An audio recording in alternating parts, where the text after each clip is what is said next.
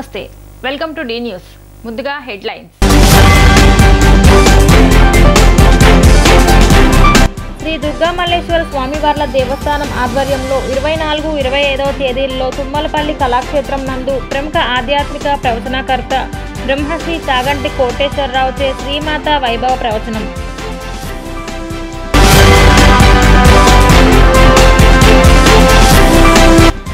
ఓట్ల లెక్కింపు నిర్వహించేందుకు కౌంటింగ్ కేంద్రాలను ఈ నెల 31వ తేదీ నాటికి సర్వం సిద్ధం చేయనున్నట్లు తెలిపిన జిల్లా కలెక్టర్ ఎస్ ఢిల్లీరావు.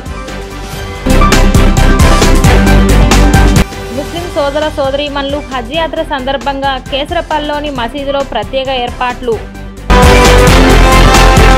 శ్రీ దుర్గామల్లేశ్వర స్వామివార్ల దేవస్థానం ఆధ్వర్యంలో 24-25వ తేదీల్లో తుమ్మలపల్లి వారి క్షేత్రీయ కళాక్షేత్రం నందు ప్రముఖ ఆధ్యాత్మిక ప్రవచనకర్త బ్రహ్మశ్రీ చాగంటి కోటేశ్వరరావుచే శ్రీమాత వైభవం గురించి ఆధ్యాత్మిక ధార్మిక ప్రవచనం ఏర్పాటు చేశారు.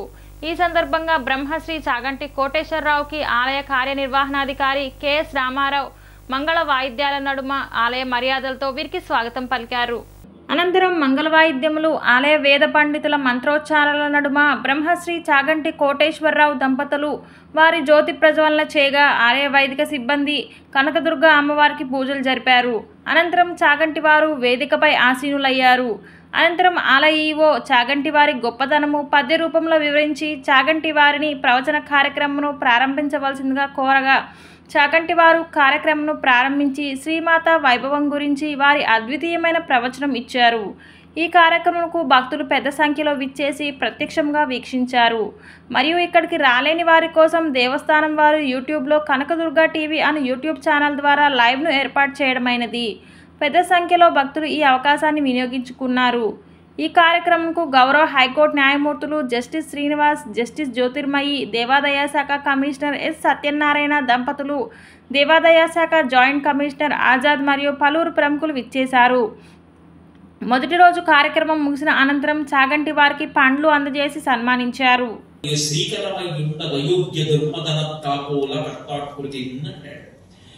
భగవంతుని యొక్క నామములు, మంచి గుణములు, భక్తులు వాళ్ళ కథలు చెప్పిన గ్రంథములు చదువుతారు. అవి మానస సరోవరముల వంటివి, అక్కడికి హంసలు పెడతాయి. తద్దినం పెట్టినటువంటి జిల్లాలో ఈ నెల 13న నిర్వహించిన సార్వత్రిక ఎన్నికలకు సంబంధించి జూన్ 4న ఓట్ల లెక్కింపు జరపాల్సి ఉన్నందున ఈసీఈ సిఈఓ మార్గదర్శకాలకు అనుసరించి పార్లమెంట్, అసెంబ్లీ నియోజకవర్గాల వారీగా ఓట్ల లెక్కింపు నిర్వహించేందుకు కౌంటింగ్ కేంద్రాలను ఈ నెల 31వ తేదీ నాటికి సర్వం సిద్ధం చేయనట్లు జిల్లా collector S Dilli Rao, police commissioner PHD Ramakrishna తెలిపారు. నా joint collector Mylavaram ROP Sampath Kumar, Vijayawada నగరపాలక సంస్థ commissioner, Vijayawada central RO Swapnil Dinakar Pundkar తదితరులతో కలిసి ఇబ్రహీంపట్నం, జూపూడిలోని నోవా, నిమ్రా కళాశాలల్లో కౌంటింగ్ ప్రక్రియ చేపట్టేందుకు చేస్తున్న ఏర్పాట్లను శుక్రవారం పరిశీలించారు. ఈ సందర్భంగా కలెక్టర్ ఢిల్లీరావు మాట్లాడుతూ విజయవాడ పార్లమెంటు, 7 అసెంబ్లీ నియోజకవర్గాలకు జూన్ 4వ తేదీన ఓట్ల లెక్కింపు నిర్వహించడం జరుగుతుందని, ఈ ప్రక్రియకు సంబంధించి ఏర్పాట్లు చురుగ్గా జరుగుతున్నాయన్నారు.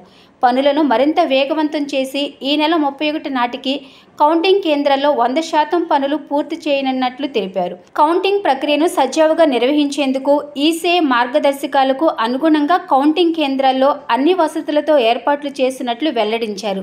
1000 మందికి పైగా కౌంటింగ్ సూపర్వైజర్లు, కౌంటింగ్ అసిస్టెంట్లు, మైక్రో అబ్జర్వర్లు, ఇతర సిబ్బంది కౌంటింగ్ విధుల్లో పాల్గొననున్నట్లు తెలిపారు. కౌంటింగ్ కేంద్రాల వద్ద కట్టుదిట్టమైన భద్రతా ఏర్పాట్లు చేస్తున్నామని, సూక్ష్మ పరిశీలన, సీసీ కెమెరాల నిఘా నడుమ ప్రక్రియను నిర్వహించనున్నట్లు పేర్కొన్నారు. ఎక్కడ ఎలాంటి గందరగోళానికి తావు లేకుండా సరైన విధంగా బ్యారికేడింగ్, సూచిక బోర్డులు ఏర్పాట్లు చేస్తున్నట్లు తెలిపారు. ఫలితాల సమాచారాన్ని ఎప్పటికప్పుడు మీడియా ద్వారా అందించేందుకు వీలుగా హైస్పీడ్ ఇంటర్నెట్ సౌకర్యం, ఎల్ఈడి టీవీలతో మీడియా కేంద్రాన్ని ఏర్పాటు చేయనున్నట్లు తెలిపారు. రౌండ్ల వారీగా ఫలితాలను మీడియాకు అందజేసేందుకు తీసుకెళ్లేందుకు చర్యలు తీసుకుంటున్నట్లు వెల్లడించారు. అధికారులు, సిబ్బంది, కౌంటింగ్ ఏజెంట్లు, అభ్యర్థులు తదితరులకు అల్పాహారం, భోజనం, తాగునీరు వంటి ఏర్పాట్లు చేయనున్నట్లు వెల్లడించారు.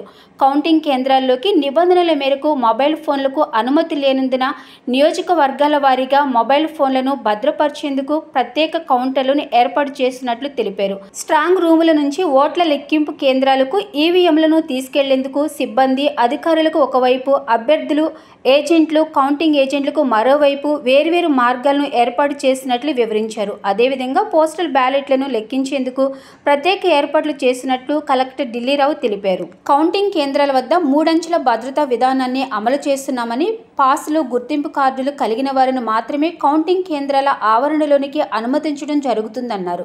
కౌంటింగ్ కేంద్రాల్లోకి ఎట్టి పరిస్థితుల్లోనూ సెల్ ఫోన్లను అనుమతించబోమన్నారు. సీసీ కెమెరాల పర్యవేక్షణ నడుమ పకడ్బందీగా కౌంటింగ్ ప్రక్రియ కొనసాగేలా చర్యలు తీసుకుంటున్నట్లు ఆయన తెలిపారు. కౌంటింగ్ కేంద్రాల వద్ద విద్యుత్ సరఫరాకు అంతరాయం లేకుండా చర్యలు తీసుకోవడంతో పాటు పార్కింగ్ కూడా సరైన విధంగా ఏర్పాట్లు చేసినట్లు తెలిపారు. కార్యక్రమంలో డీజీపీలు T Harikrishna, K Chakravarthi, DRO V Srinivasa Rao, Vijayawada తూర్పు RO BH Bhavani Shankar, Tiruvuru RO K Madhavi, Nandigama RO A Ravindra Rao, Vijayawada పశ్చిమ RO E Kiranmayi, Jaggayyapeta RO G Venkateswarlu, DIP RO U Surendranath, DPRO SV Mohana Rao, police, revenue, R and B, Transco, అగ్నిమాపక తదితర శాఖల అధికారులు పాల్గొన్నారు. Nova and Nimra engineering colleges, నేను, సిపి గారు, తర్వాత జేసీ గారు, ఆల్ రిటర్నింగ్ అధికారులు అందరం కూడా కలిసి ఇన్స్పెక్షన్ చేయడం జరుగుతుంది. అంటే కౌంటింగ్ ఏజెంట్స్ ఎలా ఎంట్రీ కావాలి, కౌంటింగ్ స్టాఫ్ ఎంట్రీ అవ్వాల్సినటువంటిది, అండ్ కౌంటింగ్ హాల్స్లో ఎటువంటి ఏర్పాట్లు ఉంటాయి, అక్కడ ఉండేటువంటి టేబుల్స్, దాని మెజర్మెంట్స్, దాని తగ్గట్టుగా మొత్తం అంతా చూసుకుంటున్నాము.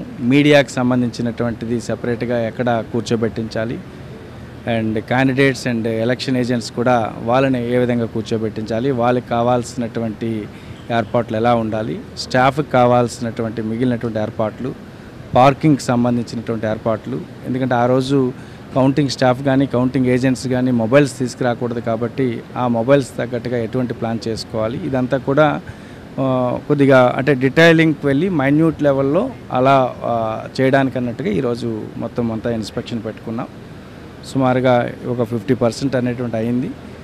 ఏర్పాట్లు కూడా కౌంటింగ్ హాల్స్ ప్రిపరేషన్ కూడా మరొక 2 రోజుల్లో కంప్లీట్ అవుతాయి. మళ్ళీ లోపల ఉండేటువంటి ఫర్దర్ మరొక 2 రోజుల్లో మిగిలినటువంటి ఏర్పాట్లు కూడా ఖచ్చితంగా బై 31st అనేటువంటి అన్ని విధాలుగా మేము రెడీగా అనేటువంటి ఉంటాం. సుమారుగా ఒక 1000 వరకు అనేటువంటిది కౌంటింగ్ స్టాఫ్ ఉంటారు. ఒక టేబుల్కి ఒక కౌంటింగ్ సూపర్వైజరు, ఒక కౌంటింగ్ అసిస్టెంటు, ఒక మైక్రో అబ్జర్వర్ ఉంటారు. అదే పోస్టల్ బ్యాలెట్కి వచ్చేసరికి కౌంటింగ్ సూపర్వైజర్తో పాటు 2 కౌంటింగ్ అసిస్టెంట్స్, ఒక మైక్రో అబ్జర్వర్ ఉంటారు. సో ప్రతిదానికి కూడా క్యారింగ్ స్టాఫ్, ప్రతి టేబుల్కి కూడా 2 క్యారింగ్ స్టాఫ్ అనేటువంటి ఉంటారు. సో దాని విధంగా మొత్తం అంతా కలిసి ఒక 1000 వరకు ఇక్కడ ఉండొచ్చు. మీడియాకి నుండి ఒక 150+ అనేటువంటి ఉండొచ్చు. క్యాండిడేట్స్, వాళ్ళకి సంబంధించిన ఏజెంట్స్ అనేటువంటి సుమారుగా మేము ఒక 70 మందిని ఇక్కడికి ఎక్స్పెక్ట్ చేస్తున్నాము. సో దాని తగ్గట్టుగా ఏర్పాటు చేసుకుంటాం. మొబైల్స్, సెల్ ఫోన్స్ ఏవైతే ఉన్నాయో వాటి కలెక్షన్స్ అనేటువంటి ఈ బిల్డింగ్కి ఎంట్రన్స్లోనే ప్రెమిసెస్కి ముందే దాని తగ్గ ఏసీకి ఆ ఏసీకి దాని తగ్గట్టుగా ఏర్పాటు చేసుకుంటున్నాము. సో సపరేట్గా స్టాఫ్కి సపరేట్గా. అంతర్జాతీయ విమానాశ్రయం నుంచి ఈ నెల 26, 27, 28 తేదీల్లో 3 ప్రత్యేక విమానాల్లో ముస్లిం సోదర సోదరీమణులు హజ్ యాత్రకు వెళ్లనున్నారు. ఈ నేపథ్యంలో వారు ప్రత్యేక నమాజ్ నిర్వహించుకునేందుకు కేసరపల్లిలోని మసీద్లో ప్రత్యేక ఏర్పాట్లు చేశారు. హజ్ యాత్రికులకు ముందుగా కేసరపల్లి మసీదులో విశ్రాంతి తీసుకొని విమాన సమయానికి చేరుకుంటారు.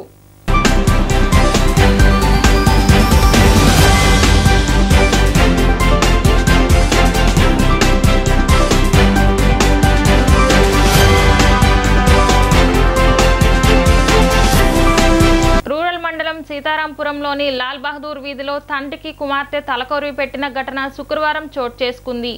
గుర్రాల శ్రీను అనే వ్యక్తి కొంతకాలంగా అనారోగ్యంతో బాధపడుతూ మృతి చెందాడు. అతనికి కుమార్తె హైమా ఒక్కరే సంతానం కావటం వల్ల అమ్మాయి అయిన అన్ని తానై తండ్రికి తలకొరివి పెట్టి తల్లిదండ్రుల రుణం తీర్చుకుంది. దీంతో నగరంలోని పలువురు హైమాని మెచ్చుకున్నారు.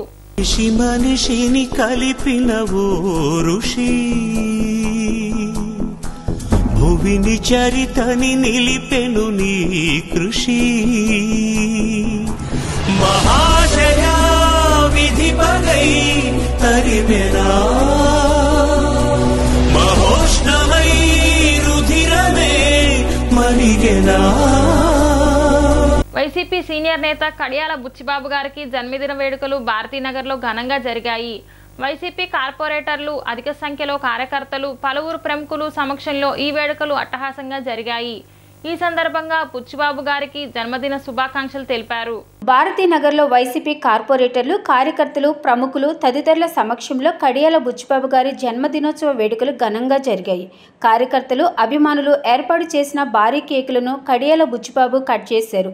ఈ సందర్భంగా ఆయన మాట్లాడుతూ నిరంతరం ప్రజాసేవ చేసేందుకే తన సమయాన్ని కేటాయించడం జరిగిందన్నారు. కార్యక్రమానికి విచ్చేసిన అందరికీ ఆయన ప్రత్యేక కృతజ్ఞతలు తెలిపారు. జరిగిన ఎన్నికల్లో తిరిగి వైసీపీ అధికారంలోకి రావడం తథ్యమన్నారు. తూర్పులో అవినాష్ విజయం ఖాయమన్నారు. నియోజకవర్గ ప్రజలకు ఎప్పుడు ఎలాంటి అవసరం వచ్చినా తాను అన్ని విధాలుగా సహకరించడానికి సిద్ధంగా ఉన్నట్లు చెప్పారు. సీఎం జగన్ మరింతగా ప్రజా సంక్షేమ పథకాలను అమలు చేసి రాష్ట్రాన్ని మరింతగా అభివృద్ధి చేస్తారని బుచ్చిబాబు ఆశాభావం వ్యక్తం చేశారు. వేడుకల్లో పాల్గొన్న పలువురు బుచ్చిబాబుతో కేక్ కట్ చేపించి ఆయనపై తమ అభిమానాన్ని చాటుకున్నారు.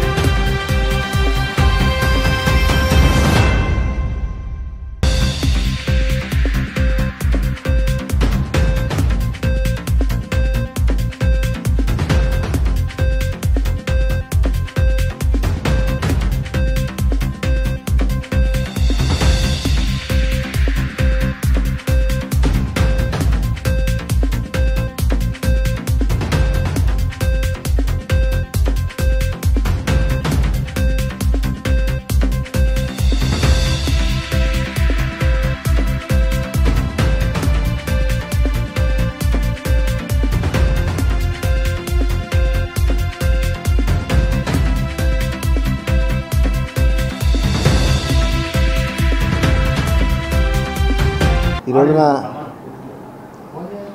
నా జన్మదినోత్సవాలు దేవినేని రాజశేఖర రెడ్డి గారి అభిమానులు, అవినాష్ గారి అభిమానులు, వైఎస్ఆర్సీపీ పార్టీ అభిమానులు, నా స్నేహితులు, విజయవాడ వైఎస్ఆర్సీపీ పార్టీ నాయకులు, కార్యకర్తలు అందరి మధ్య జరుపుకోవడం సంతోషంగా ఉంది. రాబోయేది మళ్ళీ జగన్మోహన్ ముఖ్యమంత్రిగా ప్రమాణ స్వీకారం చేస్తారు. రాబోయేది వైఎస్ఆర్ పార్టీ. ఎవరెన్ని చెప్పినా కానీ ఈ నియోజకవర్గంలో అవినాష్ గారు గెలుస్తాడు, రాష్ట్రంలో జగన్ గారు గెలుస్తారని చెప్పి మళ్ళీ రాష్ట్రం సుశాలంగా అందరికీ ఆమోదయోగ్యంగా పరిపాలిస్తారని చెబుతూ మీ అందరి దగ్గర సెలవు తీసుకుంటాం. ప్రయాణికుల రద్దీ మేరకు విజయవాడ మీదుగా ఎస్ఎంయూఎఫ్ బెంగళూరు, ఎస్ఎంయూబీ భువనేశ్వర్, బీబీఎస్ మధ్య ప్రత్యేక రైళ్లు నడుపునున్నట్లు రైల్వే అధికారులు తెలిపారు. ఈ మేరకు 0621 SMUB BBS రైలును ఈ నెల 31న 0672 BBS SMUB రైలును జూన్ 2న నడుపుతున్నామని తెలిపారు. ఈ రైళ్లు ఏపీలో విజయవాడతో పాటు ఒంగోలు, నెల్లూరు, ఏలూరు, రాజమండ్రి, విజయనగరం తదితర ప్రధాన స్టేషన్లో ఆగుతాయని రైల్వే అధికారులు చెప్పారు.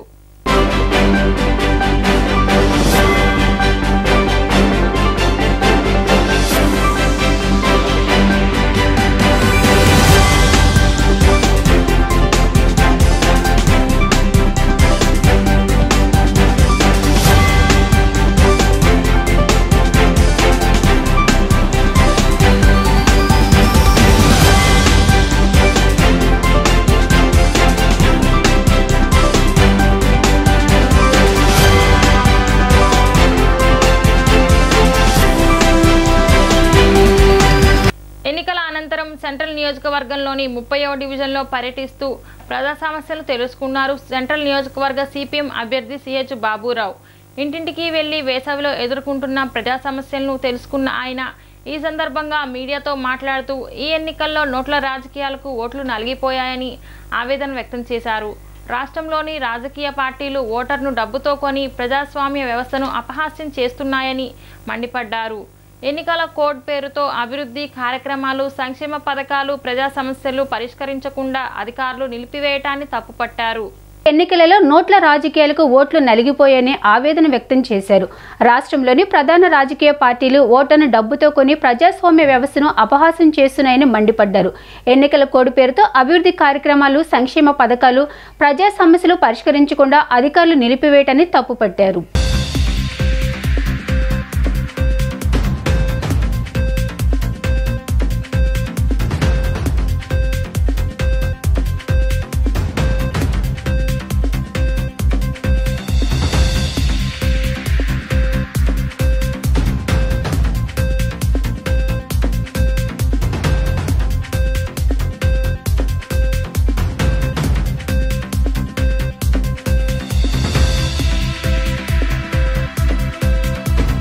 ఎన్నికల్లో ప్రధానమైన అధికార ప్రతిపక్ష వైసీపీ, తెలుగుదేశం, బీజేపీలు ఎన్నో వాగ్దానాలు చేశారు. ప్రజల్ని ఎంతగానో మోసం చేశారు, డబ్బు పంచారు. ఇవాళ ఎన్నికలు ముగియగానే నేతలందరూ విదేశాల పర్యటనలో ఉన్నారు. ప్రజా సమస్యలు మాత్రం గాలి కొదిలేశారు. సమస్యలన్నీ ఇవాళ ఇంకా ఎన్నికల ఫలితాల సంగతో భాగం. తర్వాత రాబోయే కాలంలో ఇంకా ఎన్ని ఇబ్బందులు వస్తాయో అర్థం కావట్లేదు. అన్ని వ్యవస్థలు కూడా దెబ్బతినిపోతూ ఉన్నాయి. ఒకవైపున హింస రెచ్చగొడుతూ ఉన్నారు. ఎన్నికల్లో డబ్బు పంపిణీ దగ్గర మాత్రం కుమ్మక్కయ్యారు. ఎన్నికలు అయిపోగానే హింసాకాండ, దౌర్జన్యాలు పెరిగిపోతూ ఉన్నాయి. ఎక్కడ అక్రమాలు జరిగిన ఎన్నికల కమిషన్ కళ్ళు మూసుకొని కూర్చుంది. డబ్బు పంపిణీని అరికట్టడం పూర్తిగా విఫలమయ్యింది. వాళ్ళు కుమ్మక్కైపోయారు. అందుకని ఎవరు ఎలా అయినా బహిరంగ పంచుకున్న ఇబ్బందులు కూడా ప్రజాస్వామ్యాన్ని ఇవాళ పరిహాసం చేస్తూ ఉన్నారు. ఇంకొక వైపు చూస్తూ ఉన్నాం, బిల్లులు చెల్లించకపోవడంతో రవాణా శాఖలో ఉన్నటువంటి సర్వీసులన్నీ అయిపోయినాయి. రిజిస్ట్రేషన్ కార్యాలయాల్లో కూడా సాంకేతిక ఇబ్బందులు కాదు, బిల్లులు చెల్లించక అక్కడ ఆగిపోయినాయి. హాస్టళ్లలో ఆహార పదార్థాలు సప్లై చేస్తున్న బిల్లులు ఇవ్వలేదు. ఆరోగ్యశ్రీలో బిల్లులు ఇవ్వలేదు. ఇంకా కార్మికులకి జీతాలు ఇవ్వట్లేదు. ఉద్యోగస్తులకి, ఉపాధ్యాయులకి పెండింగ్ బకాయిలు ఎంతో ఉన్నాయి. ప్రజల నుండి పన్నులు వసూలు చేయటం మీద ఉన్నటువంటి దృష్టి ప్రజలకి సౌకర్యాలు కల్పించడం మీద. కృష్ణా జిల్లా పరిధిలో శనివారం అక్కడక్కడ పిడుగులతో కూడిన తేలికపాటి వర్షాలు పడే అవకాశం ఉందని ఏపీ విపత్తు నిర్వహణ సంస్థ ఏపీఎస్డీఎంఏ అధికారులు తెలిపారు. ఈ మేరకు ఏపీఎస్డీఎంఏ ఎండీ రోనంకి కూర్మనాథ్ తాజాగా ఒక ప్రకటన విడుదల చేశారు. పశ్చిమ గోదావరి, గుంటూరు జిల్లాల సైతం రేపు వర్షాలు పడతాయని ఏపీఎస్డీఎంఏ స్పష్టం చేసింది. ప్రభావం ఒడిశా, వెస్ట్ బెంగాల్తో పాటు బంగ్లాదేశ్ పైన ఎక్కువగా ఉంటుందని వాతావరణ శాఖ నిపుణులు అంచనా వేస్తున్నారు. ప్రస్తుతం అల్పపీడనం ప్రభావం అంతా మధ్య బంగాళాఖాతంలోనే ఎక్కువ. ఆ ప్రాంతంలోనే ఎక్కువ వర్షపాతం కురుస్తుంది. అల్పపీడనం ప్రభావంతో కోస్తాలో తేలికపాటి వర్షాలు కురుస్తున్నాయని అంటున్నారు వాతావరణ శాఖ అధికారులు.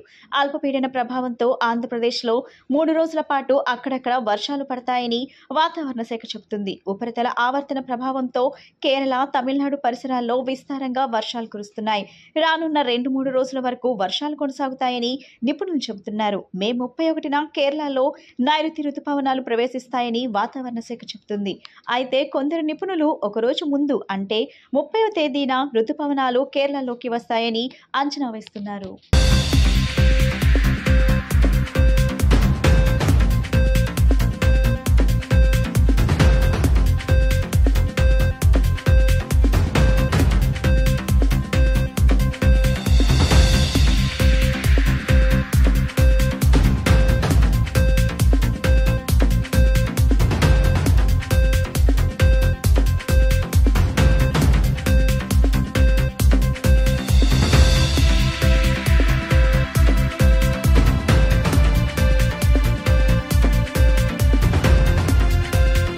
గోవాకు చెందిన టింకేష్ కౌశిక్ 30 అనే యువకుడు 2 కాళ్లు 1 చెయ్యి లేకపోయినా ఎవరెస్ట్ను అధిరోహించారు.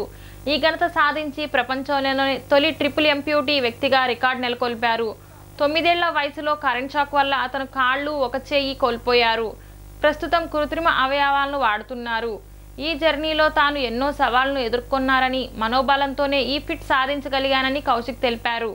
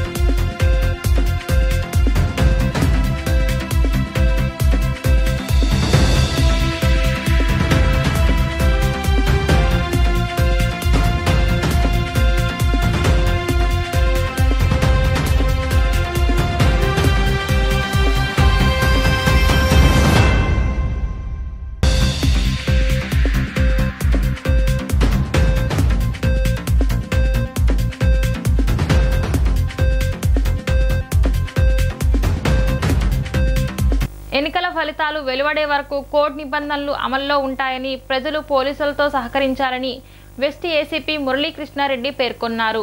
144 సెక్షన్ అమల్లో ఉందని, ప్రజలు రోడ్లపై గుంపులుగా నిల్చోకూడదని చెప్పారు. ప్రజా సహకారంతో ఎన్నికలు ప్రశాంతంగా జరిగాయని, కౌంటింగ్ రోజున రోడ్లపై వచ్చి ఎటువంటి గొడవలు చేయొద్దని, బాణసంచా కాల్చిన కఠిన చర్యలు తీసుకుంటామన్నారు. స్టేషన్ పరిధిలోని పాత రాజరాజేశ్వరిపేట, కంసాలిపేట పరిసరాల్లో పోలీసులు ఫుడ్ పెట్రోలింగ్ నిర్వహించారు. పాత రాజరాజేశ్వరిపేట ర్యాంపు నుంచి ప్రారంభమైన ఫుడ్ పెట్రోలింగ్ పలు ప్రాంతాల్లో సాగుతూ ప్రజలకు అవగాహన కల్పించారు. 144 సెక్షన్ అమలులో ఉందని, ప్రజలు రోడ్లపై గుంపులుగా నిలుచోకూడదని చెప్పారు. ప్రజా సహకారంతో ఎన్నికలు ప్రశాంతంగా జరిగాయని, కౌంటింగ్ రోజు కూడా ప్రజలు సహకరించాలని కోరుతున్నామన్నారు. కౌంటింగ్ రోజున రోడ్లపై వచ్చి ఎటువంటి గొడవలు చేయొద్దని, బాణసంచా కాల్చిన కఠిన చర్యలు తీసుకుంటామన్నారు. కొత్తపేట సిఐ గణేష్ పర్యవేక్షణలో పోలీస్ సిబ్బంది స్థానికులకు అవగాహన కల్పించారు. అందరికీ నమస్కారం. ముందుగా ప్రజలందరికీ కూడా ధన్యవాదాలు తెలియజేస్తున్నాను.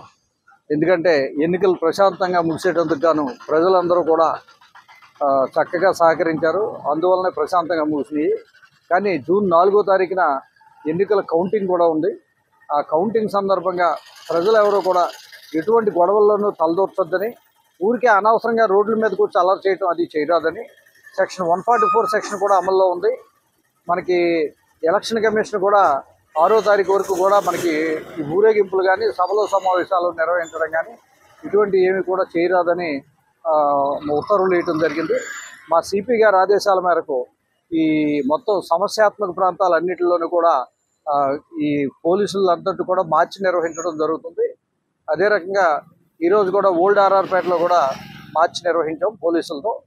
మెయిన్ పర్టికులర్గా ముఖ్య ఉద్దేశం ఏంటంటే ఈ మార్చి నిర్వహించడంలో ప్రజలందరూ కూడా కౌంటింగ్ జరగటానికి కూడా బాగా సహకరించాలని, ఎవరు కూడా ఏ పార్టీ నెగ్గినప్పటికి కూడా అనవసరంగా వాళ్ళు కూడా వెళ్ళి ఊరేగింపుల్లో పాల్గొనడం అటువంటివి ఏమీ చేయకూడదని చెప్పి, ఎలక్షన్ కౌంటింగ్ టైంలో కూడా అందరూ కలిసి ఒక చోట గుమికూడి ఊరికే అల్లర్లో న్యూసెన్స్ జరగకుండా చూస్తారని ఈ సందర్భంగా ఆశిస్తున్నాను. Thank you. ఇప్పుడు బాణసంచ తయారు చేసే వాళ్ళకి కానీ అమ్మే వాళ్ళకి కానీ ఈ 6వ తారీఖు వరకు ఎట్టి పరిస్థితుల్లోనూ కూడా వాళ్ళని తయారు చేయడం కానీ అమ్మడం కానీ చేయరాదని ఈ సందర్భంగా వాళ్ళందరికీ తెలియజేసుకుంటున్నాను. అదే రకంగా వాళ్ళు డీజేస్తో వాళ్ళంతా మూవ్ అవటం కానీ లేకపోతే వేరే ప్రోగ్రామ్స్ పెట్టడం కానీ చేయకూడదని, అదే రకంగా ఎవరో కూడా ఫైర్ క్రాకర్స్ కాల్చొద్దని ప్రజలందరూ కూడా విజ్ఞప్తి చేస్తున్నాం. అలా ఎవరైనా ఈ కౌంటింగ్ సందర్భంగా ఫైర్ క్రాకర్స్ కాల్చినట్లయితే వారి మీద చట్ట ప్రకారం కేసులు నమోదు చేసి చర్యలు తీసుకోవడం జరుగుతుంది. అలాగే ఇప్పుడు పెట్రోల్ బాటిల్ కొట్టుకోవడం నిబంధన వచ్చింది. సో జనరేటర్లో అపార్ట్మెంట్ జనరేటర్లో ఉన్న వాళ్ళ పరిస్థితి ఏంటి సార్? యాక్చువల్గా ఏదైనా సరే లూజ్ పెట్రోల్ అమ్మటానికి లేదు. ఏదైనా ఉన్నట్టయితే పెట్రోల్ బంక్లోకి తీసుకుని వెళ్ళి వాళ్ళు బండి మీద కొట్టించుకోవాలి, బండిలో కొట్టించుకోవాలి, ఆయిల్ కొట్టించుకుని వెళ్ళాలి. అంతే తప్పితే బండిలో కొట్టించుకున్న తర్వాత మళ్ళీ వాళ్ళు తీసుకొచ్చి పైపులు పెట్టి మళ్ళీ గొట్టాలతో లాగేసి లీటర్ లూజ్గా వాళ్ళు బాటిల్స్లో పెట్టి అమ్మటం అనేది నేరం. దాని ప్రకారం మొన్నే ఎర్రకట్ట దగ్గర ఎవరో అమ్ముతుంటే వాళ్ళ మీద కూడా కేసు నమోదు చేసి చట్ట ప్రకారం కోర్టుకు పెట్టడం జరిగింది. కాబట్టి దయచేసి అందరూ సహకరించవలసింది కోరుతున్నాం. అనవసరంగా లూజ్ పెట్రోల్ అవి అమ్మి అనవసరంగా కేసులు ఎవరు కూడా ఇరుక్కోకూడదని ఈ సందర్భంగా. కృష్ణానది వద్ద శుక్రవారం మధ్యాహ్నం గుర్తు తెలియని వ్యక్తి మృతదేహం లభ్యమైందని one town CA Durgasekhar Reddy తెలిపారు. కృష్ణానది వద్ద స్థానికులు గుర్తు తెలియని మృతదేహం ఉందన్న ఫిర్యాదు మేరకు వెళ్లి పరిశీలించగా 50 సంవత్సరాల వ్యక్తి గల మృతదేహం లభ్యమైందని సీఐ తెలిపారు. ఆ వ్యక్తి ఆచూకీ ఎవరికైనా తెలిసిన ఎడల వన్ టౌన్ పోలీస్ స్టేషన్లో సంప్రదించాలని కోరారు.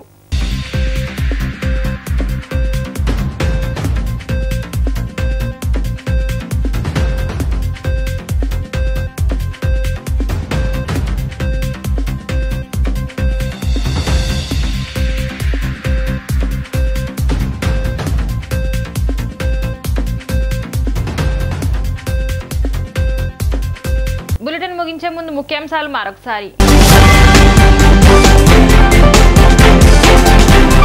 శ్రీ దుర్గా మల్లేశ్వర స్వామివార్ల దేవస్థానం ఆధ్వర్యంలో 24, 25వ తేదీల్లో తుమ్మలపల్లి కళాక్షేత్రం నందు ప్రముఖ ఆధ్యాత్మిక ప్రవచనకర్త బ్రహ్మశ్రీ చాగంటి కోటేశ్వరరావుచే శ్రీమాత వైభవ ప్రవచనం.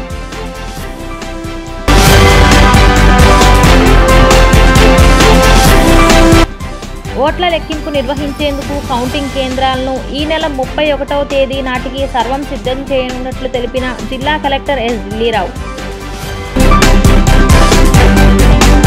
ముస్లిం సోదర సోదరీమణులు హజ్ యాత్ర సందర్భంగా కేసరపల్లిలోని మసీదులో ప్రత్యేక ఏర్పాట్లు. డి న్యూస్కి సమాప్తం. మళ్ళీ నెక్స్ట్ బులెటిన్లో కలుద్దాం.